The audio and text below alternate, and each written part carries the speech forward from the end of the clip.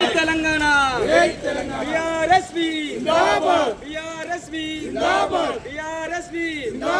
Pending లో ఉన్న fee reimbursement వెంటనే విడుదల చేయాలి. పెండింగ్ లో ఉన్న స్కాలర్షిప్ ఫీజు రియంబర్స్మెంట్ వెంటనే విడుదల చేయాలి. పెండింగ్ లో ఉన్న ఫీజు రియంబర్స్మెంట్ స్కాలర్షిప్ వెంటనే.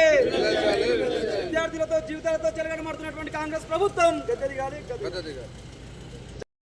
ఈరోజు పెండింగ్ లో ఉన్నటువంటి ఫీజు రియంబర్స్మెంట్ బకాయిలను విడుదల చేయాలంటూ బీఆర్ఎస్పీ ఆధ్వర్యంలో మరి రంగారెడ్డి జిల్లా కలెక్టర్ గారికి ఫిర్యాదు చేయడం జరిగింది.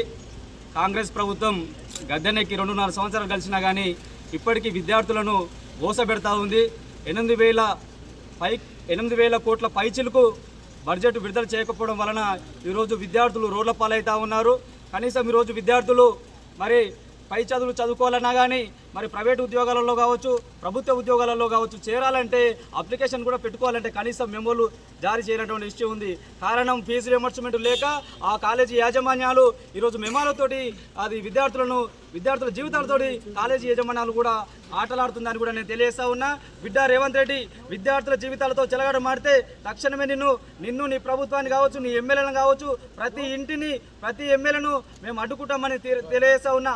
ఆనాడు కాంగ్రెస్ ప్రభుత్వం రేవంత్ రెడ్డి గారు మరి గ్రీన్ ఛానల్ ఏర్పాటు చేసి విద్యార్థుల ఫీజు రియంబర్స్మెంట్ విడుదల చేశామని చెప్పి ఈరోజు మాయమాటలతోటి గద్దెనెక్కిండు.